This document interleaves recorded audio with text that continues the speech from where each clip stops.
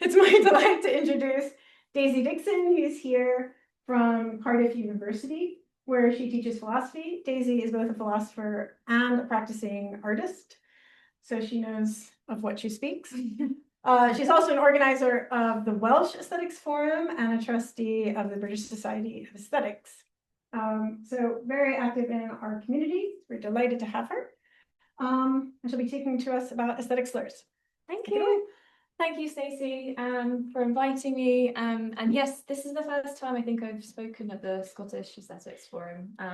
And now I've started the Welsh one with my colleague Panos Paris, who you might have heard of or know. So it's really nice to be teaching, giving a talk at the other forum. Yes, so today I'm presenting a paper called Aesthetic Slurs. I've not actually written it properly yet. So I've got into a habit of giving talks of things and then writing up the paper afterwards. So this is why the Q&A is very important to me. If there's anything like glaringly wrong, if you hate it, if you love it, like anything you have to say will be actually really useful. Oh. There we go. So before I dive into the paper itself, I just want to give you an idea of the kinds of things I work on. So my research at the moment is broadly divided into two areas, unjust aesthetics and aesthetic injustice. So unjust aesthetics, I take to be different kinds of aesthetic and artistic practices that contribute or somehow sustain or perpetuate existing structural injustices. So if any of you know Dom Lopez's work, he calls these weaponized aesthetics. So things like, for instance, oppressive artistic speech. So another thing I should say, while my research is mostly in philosophy of art and aesthetics, I also work at the intersection with philosophy of language, feminist and political philosophy. So as my PhD work, I was looking at how visual artworks in particular can behave like speech and can perform speech acts in particular. And so when I moved into my postdoc, and then when I started at Cardiff, I've continued looking at that, but through the lens of oppressive speech. So looking at how paintings and sculptures can perform oppressive speech acts. I'm also interested in art's capacity to tell us lies. So again, it's an overlap with philosophy of language there, looking at, what do we take a lie to be ordinarily? Can, again, visual artworks without any linguistic mechanisms, can they somehow tell us lies as well? I think that they can. I've also got a side project on immoral artists, which I sort of include in this broad unjust aesthetics umbrella.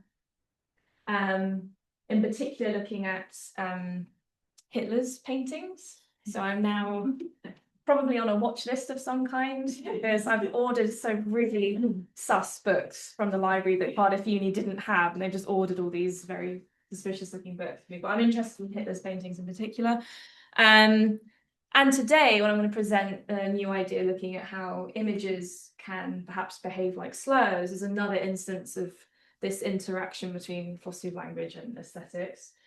What I won't be talking about today is the other side of my interest called aesthetic injustice.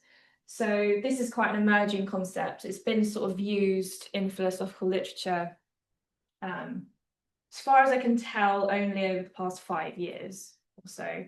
So this is the idea that we can be wronged in an aesthetic way. So we have epistemic injustice, for instance.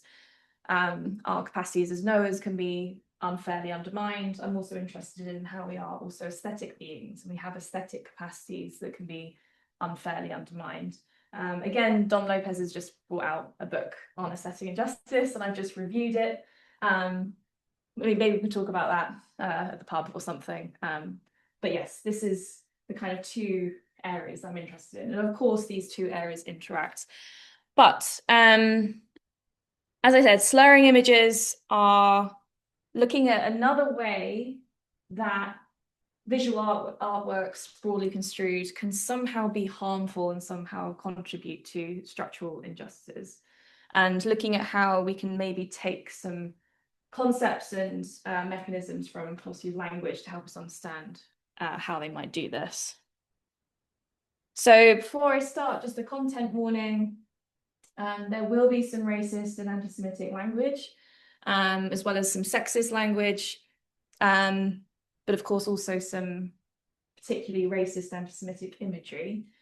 Like whenever you talk about or teach about slurs, there's different ways of handling it as a topic. So again, if you have any feedback on how I go about presenting these things, would be really appreciated. Okay, so I'm going to dive right into a difficult image. So what I'm going to do before I present to you this concept that I'm trying to build of aesthetic slurs, I'm just going to start off with a case study. This is going to be a problem case study and central example of an artwork. I'm going to introduce it to you now, and then I'm going to come back to it at the end of the talk, because I think that one of the things the concept of the aesthetic slur can do is help us understand what goes wrong, morally speaking, in artworks like this. So this is a performance / installation / sculptural piece by the Afro-Swedish artist Makode Linde called Painful Cake. And you can find videos of it online on YouTube if you're interested, but I didn't really want to play them. So the artwork consisted of the artist himself down here, adorned in what's known as gollywog makeup, specifically, not just blackface makeup, but the gollywog, which is an image I'm going to explain later. His head was sort of coming out of a table, and then his body was made out of cake, but his body was in the shape of a caricatured black woman's body, also known as the Hottentot Venus. This is another image I'm going to come back to. You can't see the whole body here in this photo. And the artwork consisted of, it was opened at, can't remember which kind of show it was, but there were lots of like political officials there. And the Minister of Culture here was attending this show. And the artwork consisted of people cutting into the cake, cutting into the black woman's body, and then going away and eating it. And every time the audience would cut into the cake, the artist would let out screams. And you can see here the audience strangely kind of laughing and really adding to the spectacle of the piece because they're filming it and taking photos. And in a kind of bizarre moment that is always in performance art, the audience will do things that you don't always plan on happening. The Minister of Culture actually took a piece of cake and fed it back to the artist in this kind of bizarre act of cannibalism. So what's going on in this piece? Well, as you can imagine, there was a lot of public uproar about it. The parliamentary ombudsman were informed. Various people were campaigning for the Minister of Culture to resign because of the way she interacted and behaved with this artwork. But Linde was very explicit about his aims for the piece, right? He had very good intentions for it. It was intended to be an anti-racist piece that was engaging in some kind of post-colonial critique. And if you look at his whole oeuvre, this is some of his other works, he's known for placing things like blackface onto Greek gods and other kind of pop culture icons and things. So this is part of a larger body of work where he uses these problematic images to, again, engage in some kind of post-colonial critique. And the minister actually defended Linde. So a lot of people were saying that regardless of the artist's intention, the piece was still racist, which philosophically is super interesting anyway. Intention will come up in this talk, but there's a whole other thing, right? Like, how do you deal with the artist's intention? And the minister sort of came to the defense of the artist, and she said, "I'm the first to agree that Makode Linde's piece is highly provocative, since it deliberately reflects a racist stereotype." That was the original spelling, by the way. I think it might be a translation thing. But the actual intent of the piece and Linde's artistry is to challenge the traditional image of racism, abuse, and oppression through propagation. While the symbolism in the piece is despicable, it's unfortunate and highly regrettable that the presentation has been interpreted as an expression of racism by some. The artistic intent was the exact opposite. So we've got this, on the one hand, we've got people saying that the piece was anti-racist. The artist's intention should have a lot of weight here. The very fact of the artist's identity as well as a Black man is going to carry a lot of weight here, and I think arguably it would. So another philosophical point that we can set aside for a minute.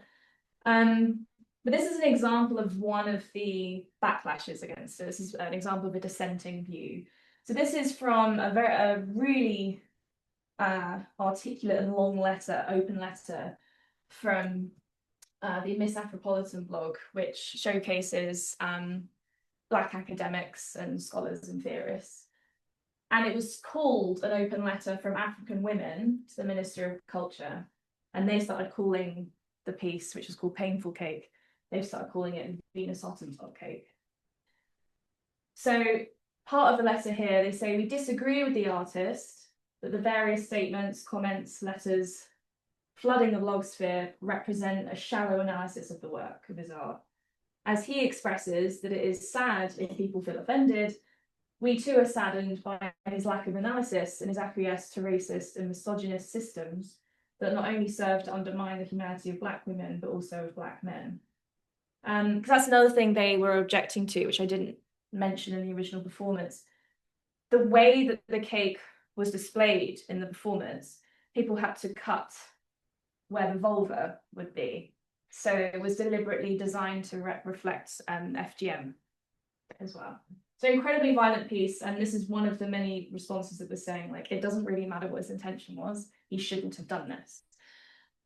So that's the case study. That I'm going to try and come back to and explain. There's a lot, as I say, there's a lot going on in it, and I'm not trying to offer a full explanation of what went wrong. But my hypothesis is that the artwork involved the use of two aesthetic slurs, two core images. One of them was permissible use, the other one was not. So I'll come back and explain what I mean by that. So to get into the aesthetic slur concept, we first need to understand what a linguistic slur is, first of all. Then I'm going to move into the domain of non-verbal pejoratives. Because I found a really good paper on non-verbal pejoratives from a few years ago. But the author doesn't talk really about slurs. So I'm going to use that account to then try and understand what an aesthetic slur might be. And then I'm going to apply it to Painful Cake.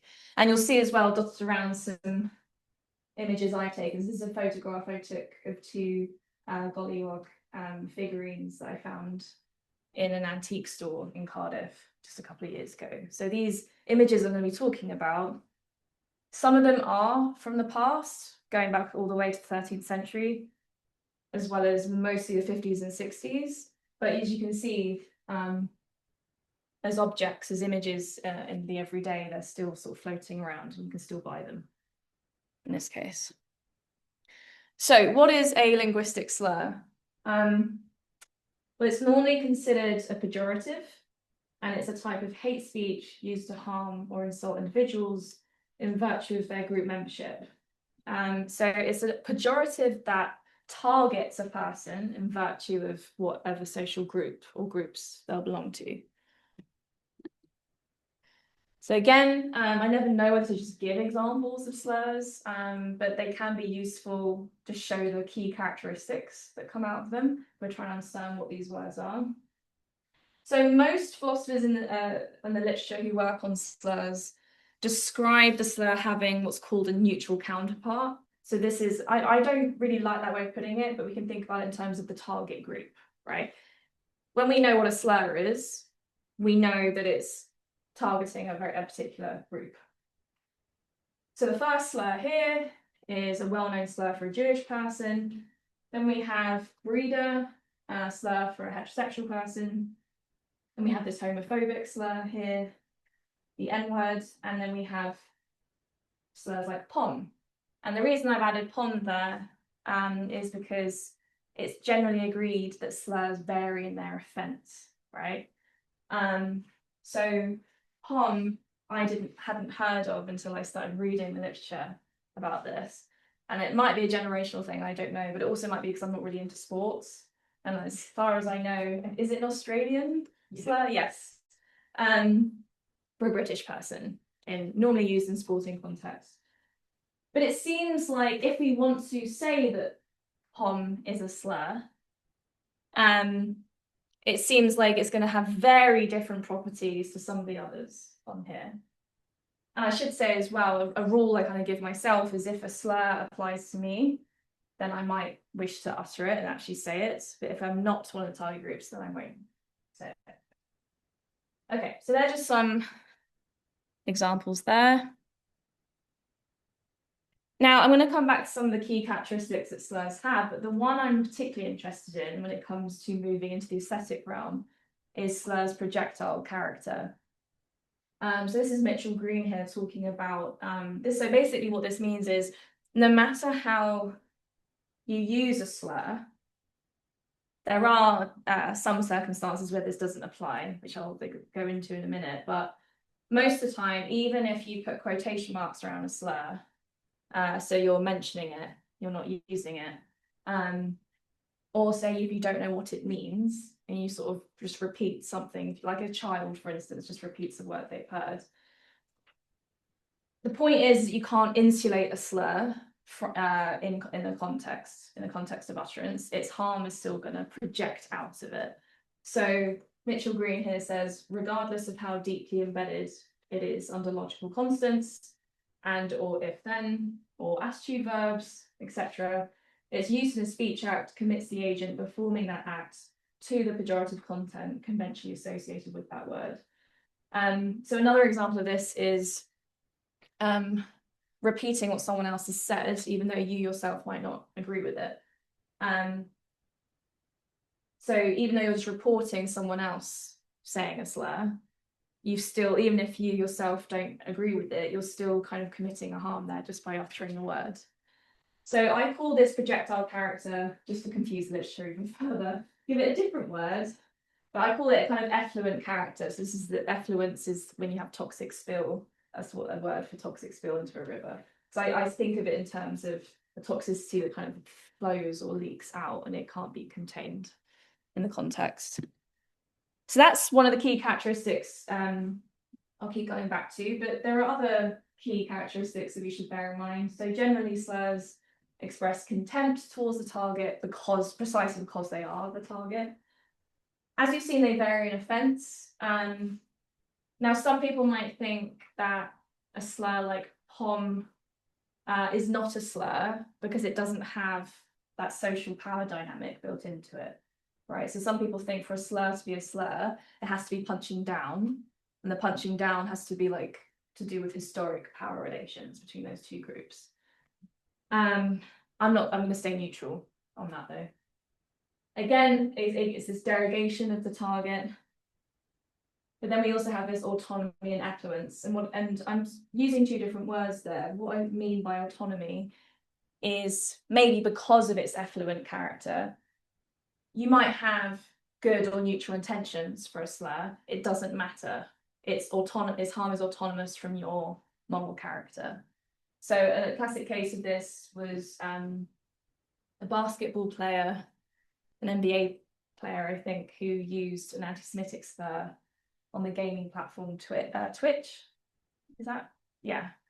And he was, fired from the team. There was, big uproar about it, but he claimed to not know what the slur meant. Which is kind of odd, but let's just take him on his word that he didn't know what it meant. He didn't have bad intentions behind it, but the word still was harmful. Its effects were autonomous from him. And this is an example of the effluent character there as well. So if I'm just reporting, Daryl said he didn't want a slur for dinner. It still has that slurring effect, even though I'm just reporting what Daryl has said. The other key characteristic that I'll come back to is this phenomenon of appropriation and reclamation. So there are some circumstances where a slur might be reclaimed by the target group for various reasons. But this is controversial as well, right? Because there are going to be some slurs that are, some might think, almost entirely reclaimed. So, for instance, the word queer used to be a slurring term. It's now used so widely, first as an act of solidarity, but now people who don't even belong to that community still refer to that community by using the word queer. And it's sort of, for a lot of people, kind of lost its poisonous force.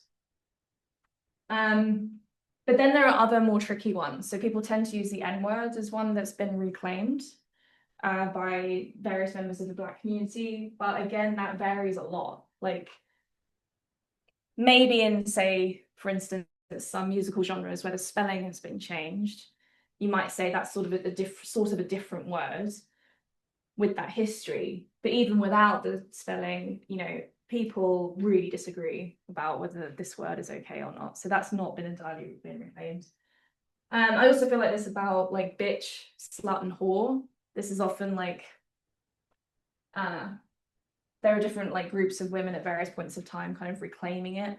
But I personally don't like any of them. I think this is just a personal thing. Like maybe if I'm very good, this is another interesting thing about slurs, depends on your levels of intimacy with a person. If it's a best friend and she calls me a bitch out in a jokey way, even then I'll be like, she's allowed to do that because we have that prior kind of consent to that kind of intimate kind of practice. But generally, I just don't like those words. So those words certainly haven't been entirely reclaimed.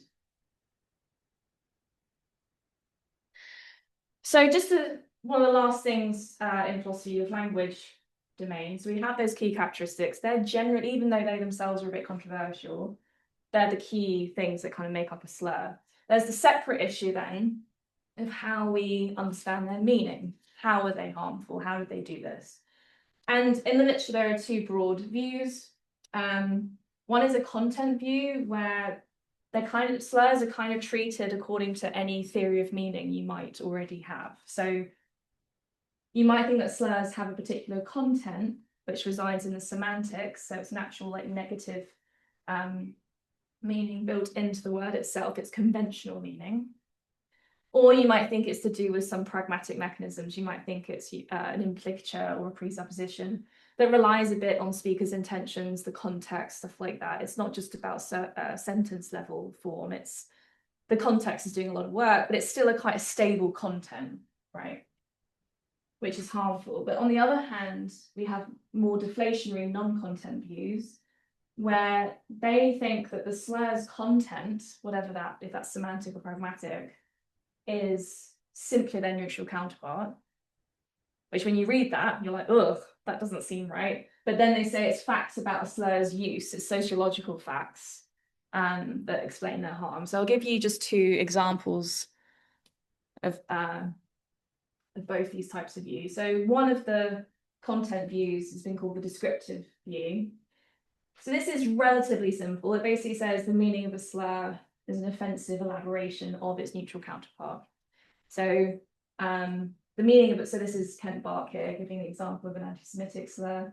The meaning of a slur has two components, the categorizing part, so that's the target group. So it's a referent, it's referring to that group out in the world. Then it has a supplementary evaluative part, which is a function of the categorization. So for instance, the semantic content of this slur includes the property of being Jewish and the property of being contemptible in virtue of being Jewish. So you kind of just plug in there whatever negative stuff you want to try and capture the meaning of the slur, and that just resides in its semantic content. An example of a non-content view, though, the most sort of well-known one is the prohibitionist view. So they explain the harm and offence instead as a matter of sociological facts. So it's something about the slur's social nature, which explains their harm. In this prohibitionist case, they say that the word has basically been prohibited by the target group. Doesn't matter even what its etymology is, where it's come from. If a word is deemed taboo or prohibited by the target group, basically you're not allowed to call me that. then that's the end of the story. That should be enough to exhaust any kind of, should be enough to explain any normative effects after that about how we should or shouldn't use that word. So slurs harm simply because if you utter one, you're violating a rule of use. You're disrespecting that group's prerogative on how they're to be referred. Already said that. And again, it's the important thing here is it's the targets of the slur that prohibit them. So, for instance, Southern Europeans might make clear they don't want to be called that word, and the point is they should have authority over what they're called as a group. And if you disregard that, then you're disrespecting that. And again, these words are important because, as Anderson and Lepore, who are one of the main kind of proponents of this view, say, names are often important aspects of a group's culture.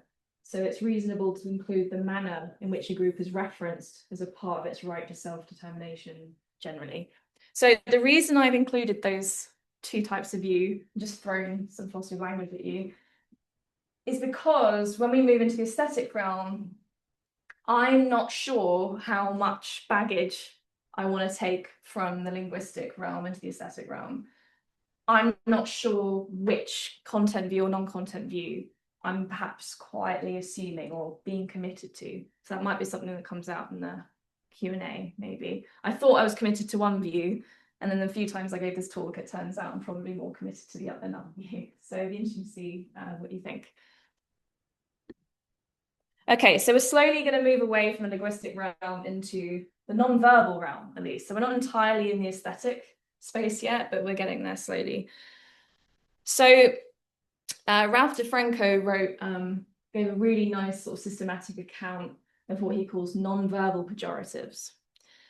And it seems like to fully understand that there can be visual counterparts of linguistic slurs, we need to first get a grip on how can we express pejoratives without words in the first place. So he gives 4 categories of non-verbal pejoratives, and I'll quickly take you through them, but basically I think the aesthetic slur is going to exist somewhere down here.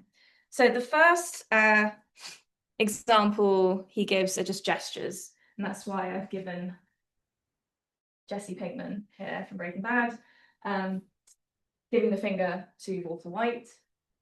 And it's funny because he also says register this, because he doesn't need to say that, right? That's, I guess, why it's funny.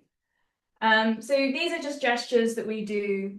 They're highly conventionalized, so they have a degree of arbitrariness to them. They're closest, I guess, to linguistic items like words are, to express some kind of contempt for someone. And giving the finger is a classic case of doing this. And now these are, if you look at their history, their arbitrariness does sort of go away. So there might be a degree of resemblance. So I believe the history of giving the finger, unfortunately, I think has its origins in miming sexual assault. So even though we don't know this when we use these signs, they might have a pretty sinister origin to them, but the point is they have become so overused that we don't have that doesn't bring to mind that resemblance anymore or that action, although maybe it will now I've said it. But it's an offensive sign, but it's not taken to actually resemble anything. It's conventional in that way. Then we have facial expressions. So one example of that could be maybe poking your tongue out at someone. It's a slightly weaker kind of pejorative than giving the finger. I should say as well with these gestures, so I remember, they do vary in meaning like linguistic symbols. So this, for instance, in the UK at least means okay, everything's fine. But I believe in I'm not sure if it's in Brazil specifically, but somewhere in Latin America, this means asshole as well. So it is like, even if there is a degree of resemblance, the meaning shifts depending on just whatever the symbol is. But what's interesting is this as well, if you turn it as a symbol that way, in some online forums, that means I think you're signaling you're part of an alt-right group, something like that. I am mentioning, not using these signs. Okay, so I've got this arrow here and the word iconicity down there. And what I mean by that is we're starting in the arbitrary, just like words. The relation to the world is more a conventional one. There's no purported resemblance, really. But then we start to move more into non-verbal visual ways of expressing a pejorative that starts to have a degree of purported resemblance to the target of the pejorative. So DeFranco gives extra body communication. So this is a case of when we use another object, not our body, but another object to express something. So he gives the example of putting a noose around a statue of a figure or something. So I'm not sure if this was done to the Confederate and slave trader statues in the Black Lives Matter movement. I'm not sure if a noose specifically was put around them, but that's the kind of thing that would include that, right? That's a very visual pejorative that also kind of has, it's got an almost exact degree of resemblance to the action they're saying should happen. There's a lot more to say here. But then we have miming, and this is where DeFranco does talk about blackface. So this is kind of getting closer to the phenomenon that I'm interested in. So miming, pejorative miming is where a person mockingly expresses contempt by sort of pretending to be someone else or something else, I guess. So a perhaps less problematic example would be people's impressions of Trump, maybe. It's done in a way to express contempt, or maybe not always, but it's mocking, right? Like when people do impressions of him, they're doing it in a way to make fun out of the way he stands and his voices and the hands and all that kind of stuff. I think that's a case of pejorative miming, because you're purporting to resemble the target, but you're expressing it in a mocking, degrading way. But then, of course, it gets far more sinister with things like blackface, which, of course, was the historic performances that white people would, I'm sure you already know this, but I always just explain it just in case, would black up their faces and mockingly kind of represent or resemble a black person.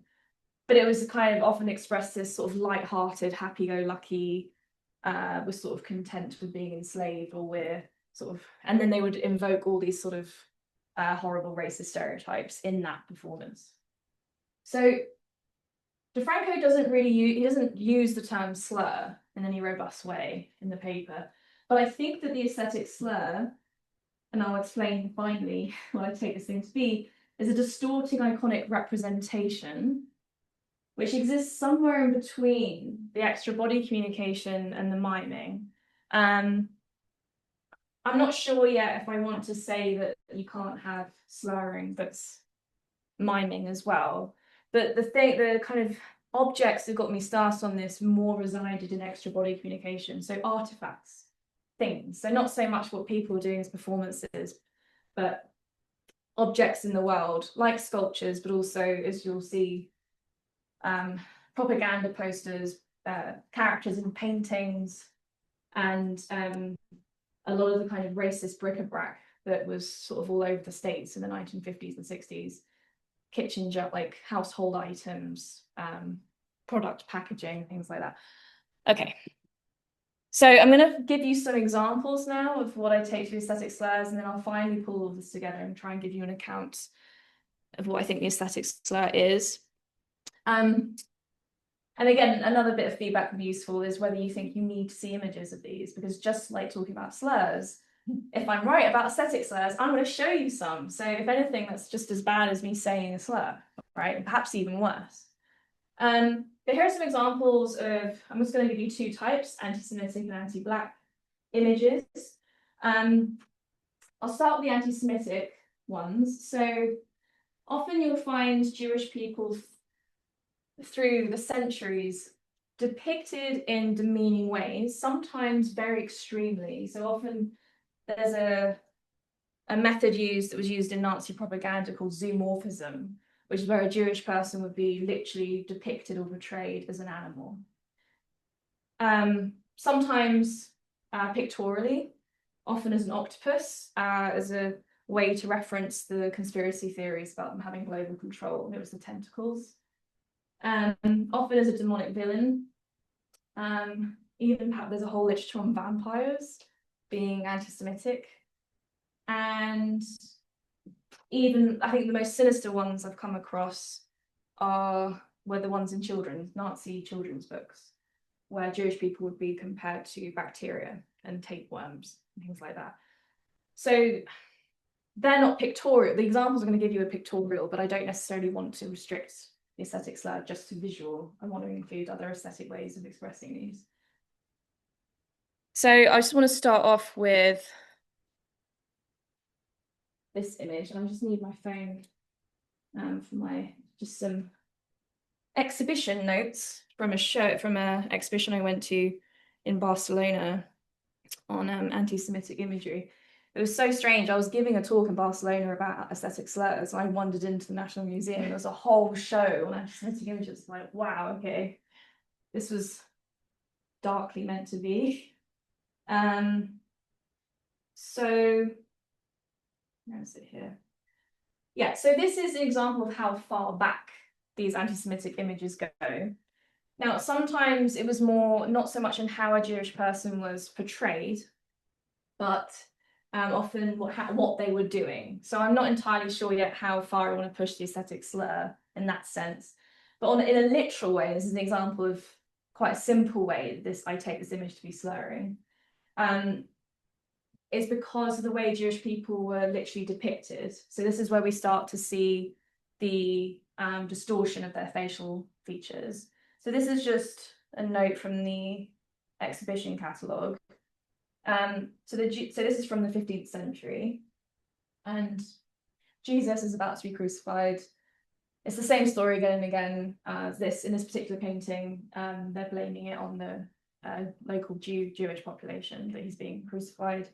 The Jews clamoring for Christ's execution are characterized by their exaggerated gestures, discriminatory clothing, and distorted faces.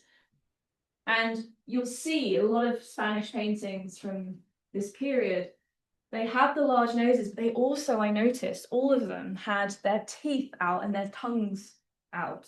So there's a kind of, so here we've got Christ looking very serene, Pontius Pilate, again looking serene as the Roman, even though technically you all know his role in it. But these are the Jewish people here, and they're like this. Another early example, even earlier, is from the 14th century. And this is a caricature of, I think, it was a local Jewish landowner. And these were sort of doodles, basically, in Christian ledgers that were keeping track of loans that Jewish people had.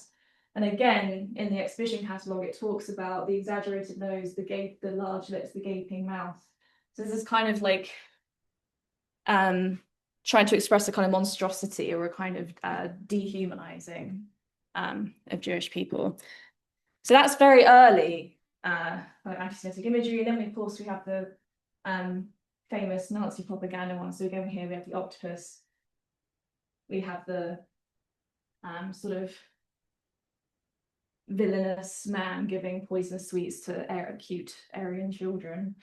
And then we have the global control motif again and again. So when I come to give the account, hopefully these examples start to make a bit more sense. And then we'll move into some anti-Black imagery. So this is the gollywog. I'm not sure how many of you are familiar with this image. It was created by a British author in the 19th century. Again, it's a kind of example of blackface, basically, this particular character, a sort of stereotypical, dim-witted, sort of young, normally gendered as a boy or a man. But this gollywog image shows up in lots of different ways. This is what I mean about a slur kind of being expressed or kind of manifesting in different contexts. Here we have the gollywog as a figurine. It was a popular toy in the early 20th century. So we have it as dolls, figurines. It also emerges as jewelry and on kind of just postcards and things like that you could get. but it's also being used to describe some civic sculpture. So this is a sculpture in Stroud. I don't think it's been taken down yet, but there's been a campaign over the last few years to take it down. And some members of the Black community there have said that this is a cast iron gollywog. So it's a gollywog again, but in this case, it's emerged as a sculpture on the side of a listed building.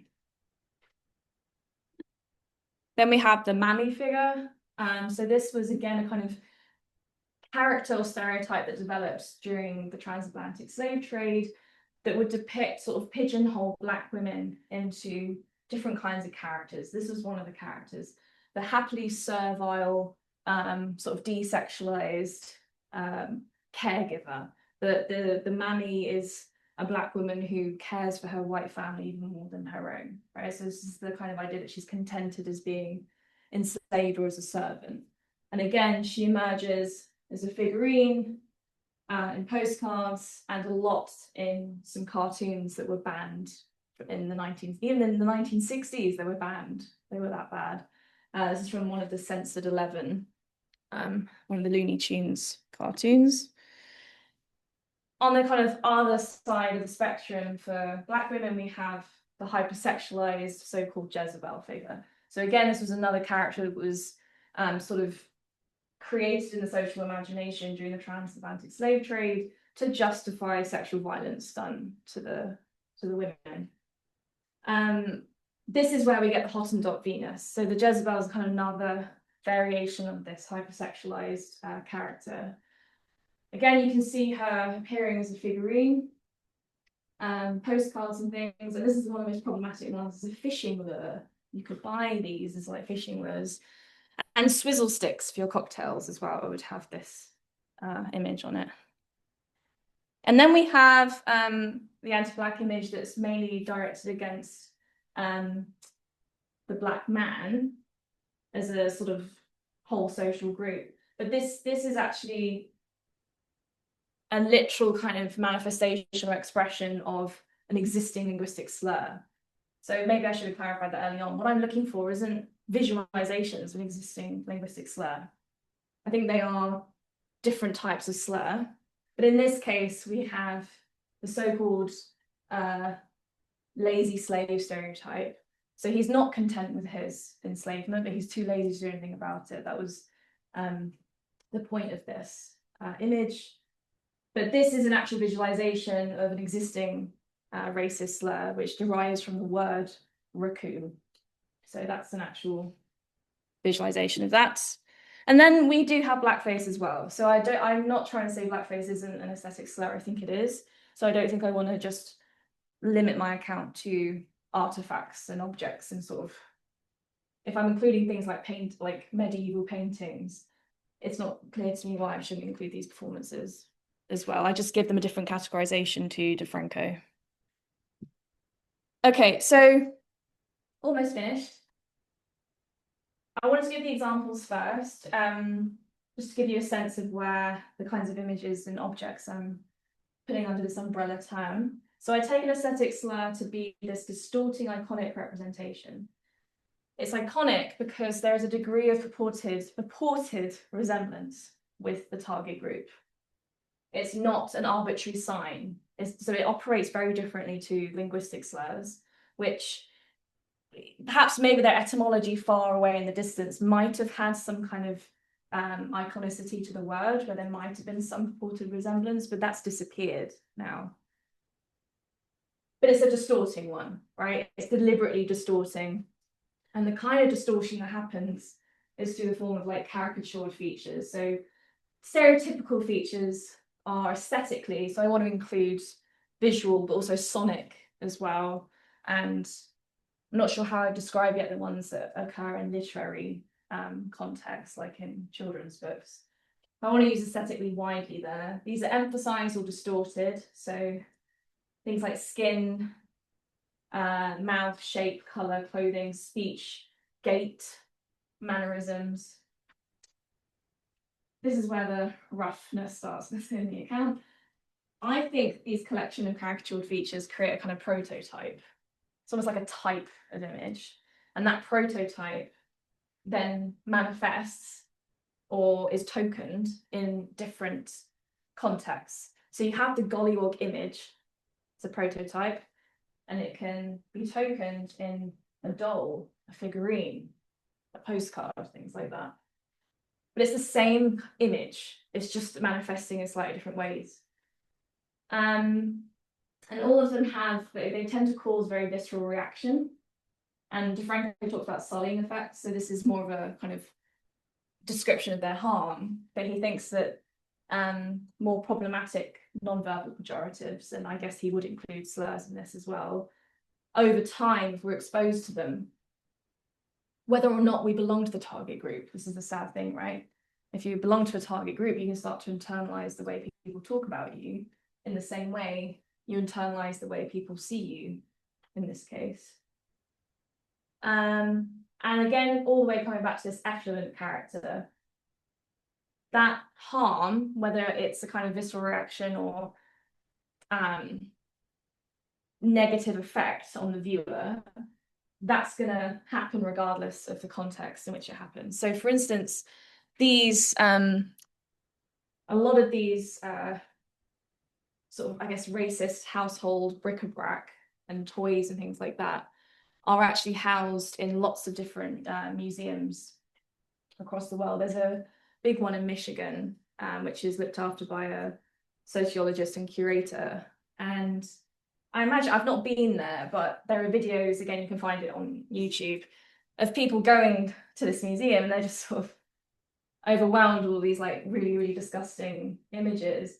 And I guess the point there is that whilst they are curated very carefully and sensitively, and it's there as an educational context, they're still going to be just horrible to look at. And you might think you've got to be very careful how you curate it, so that if you have someone wander into that museum who's perhaps not really that way inclined, then you've got to think about how to manage those situations.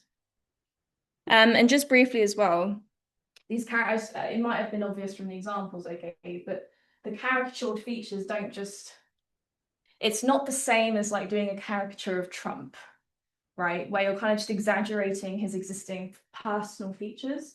The caricatured features I'm interested in are historically informed, and they form part of an ongoing kind of harmful narrative about that target group.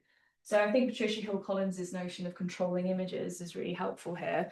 Now, interestingly, she uses the word, she describes it as controlling images, but I think she has in mind not just literal images, but kind of concepts and characters and narrative structures that all of us have that form part of the social imagination and pervade a culture. But she gives, that's where I got all the kind of characteristic features I mentioned about the Mammy and Jezebel figure from her book, Black Feminist Thought. So she gives a story of where the Mammy and the Jezebel figure come from. But I'm taking her sort of like literally, I'm saying there are also these controlling images, literal images that we can think of as slurs. Just before I finish, and I'll finally return to Painful Cake, the reason I'm showing this horrible image is because under my account, or the sketch of the account I've given you, this is an incredibly racist image, but it's not an aesthetic slur. And this is what I'm thinking. So this is an image that came up against Barack Obama, and this is when he was known as the food stamp president. And this was made by some Republican group online. As you can see, they've put Obama's face on a donkey or an ass, depending on how literal you want to take it. But then they've surrounded him with historically, just well-known racist objects. Now, this is a very racist image, but I don't think it's an aesthetic slur. And I have lots of sort of rough ways of trying to say why I don't think it's a slur. For one thing, it's not targeted at Black people per se. It's targeted at him because he's Black, but the image is of him rather than a generic sort of figure from that group. But that might be one way of explaining it, but the way that I was more drawn to, the explanation I was more drawn to, is the fact that the way it's composed. So when I think of aesthetic slur, I'm thinking of a kind of homospatial image. And what I mean by that is it's like a whole image or a whole character that pops up in different ways. But here we have a collage of separate images that are put together. So these are pre-existing sort of images that on their own are not racist, right? There's nothing racist about an actual watermelon. It's that it's how it's used in a context. And if you place it next to all these things, it's making a very clear message. But yeah, so I'm finding that a bit tricky. You might disagree with me, but I'm not entirely sure I want to call an image like this an aesthetic slur. So finally, to come back to that feature of effluence, I think we can use it to explain what went wrong with Painful Cake. So remember, Linde was saying the piece is anti-racist. It's meant to be a form of post-colonial critique. He himself said in an interview that it was meant to be a literal performance of how, he said, I quote, white people consume black people even today, right? So he was very clear about what he wanted this piece to do. But I think what's happened here is he's used two aesthetic slurs. You know, the gollywog slur. I'm not sure I want to call it appropriation or reclamation, but the point is that Linde belongs to that target group. So there was a kind of permission there, permissibility, that he used that image in his work. I don't want to say reclaiming. This is another thing about aesthetic slurs.